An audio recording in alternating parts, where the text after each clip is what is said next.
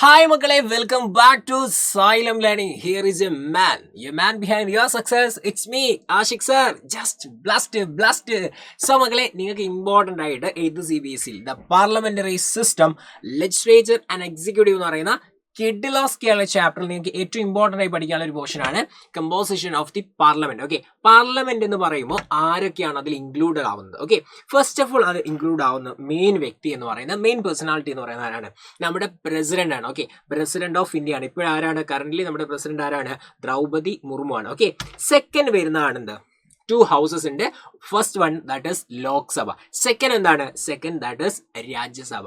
So ഇവരെ കുറിച്ച്, അതായത് ലോക്സഭയെ കുറിച്ചും രാജ്യസഭയെ കുറിച്ചും കമ്പാരിസൺ ടൈപ്പ് ക്വസ്റ്റ്യൻസ് ഒക്കെ നിങ്ങൾക്ക് ഇമ്പോർട്ടൻ്റ് ആയിട്ട് എക്സാമിന് വരും. അപ്പൊ എന്റെ മക്കൾ എന്ത് ചെയ്യുക? ചുമ്മാ ബ്ലാസ്റ്റ് ആയിട്ട് ആൻസർ ചെയ്യണം കേട്ടോ.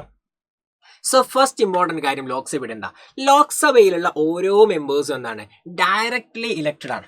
ഓക്കെ, ജനങ്ങൾ, പീപ്പിൾ നേരിട്ട്, സിറ്റിസൺസ് നേരിട്ട് എന്താണ്? ഇലക്ട് ചെയ്യപ്പെട്ട ആളുകളാണ്. ഓക്കെ, സോ ദെൻ ഇമ്പോർട്ടൻ്റ് ആയിട്ടുള്ള കാര്യമാണ് ഈ ലോക്സഭയിൽ മാക്സിമം മെമ്പേഴ്സിന് ഒരു കൗണ്ട് ഉണ്ട്. ദാറ്റ് ഈസ് 550 ആണ്. ഓക്കെ, 550 മെമ്പേഴ്സ് മാത്രമേ അതിൽ മാക്സിമം എന്ത് ചെയ്യുള്ളൂ? അലോക്കേറ്റ് ചെയ്യാൻ പറ്റുള്ളൂ. ഓക്കെ ആണല്ലോ?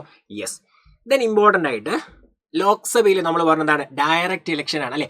ഈ ഡയറക്റ്റ് ഇലക്ഷൻ എന്തിനെ അടിസ്ഥാനപ്പെടുത്തിയാണ്? എന്തെങ്കിലും ഒരു ക്രൈറ്റീരിയ വേണ്ടേ അല്ലെ?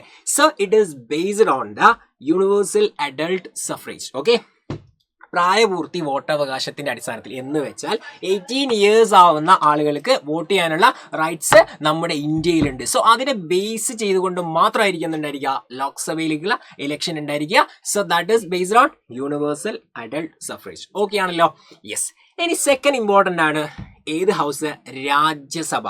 ഈ രാജ്യസഭയുടെ പ്രത്യേകത എന്താണ്? It is indirectly elected by the electoral college. ജനങ്ങൾ നേരിട്ട് തെരഞ്ഞെടുക്കുന്ന ആളുകളല്ല അതിലുണ്ടാവുക. ഒരു ഇലക്ട്രൽ കോളേജ് ഇൻഡയറക്റ്റ് ആയിട്ട് ഇലക്ട് ചെയ്യുന്ന മെമ്പേഴ്സ് ആയിരിക്കും രാജ്യസഭ എന്ന് പറയുന്ന ഹൗസിൽ ഉണ്ടാവുക.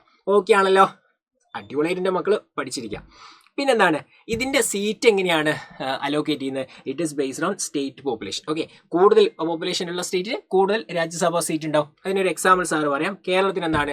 20 ലോക്സഭാ സീറ്റും ഉണ്ട്, അതേപോലെ 9 രാജ്യസഭാ സീറ്റും ഉണ്ട്. ഓക്കെ, ഇതാണ് കേരളത്തിന്റെ സിറ്റുവേഷൻ വരുന്നത്. ഓക്കെ, സോ നിങ്ങൾക്ക് കമ്പോസിഷൻ ഓഫ് പാർലമെന്റ് എക്സാമിന് മോസ്റ്റ് ഇമ്പോർട്ടൻ്റ് ആണ്. നിങ്ങൾക്ക് എന്താണ്? Differentiate between Lok Sabha and Rajya Sabha type questions നിങ്ങൾക്ക് വരും. അപ്പൊ എന്റെ മക്കൾ എന്ത് ചെയ്യുക? അടിപൊളിയായിട്ട് പഠിച്ചു വെക്കുക.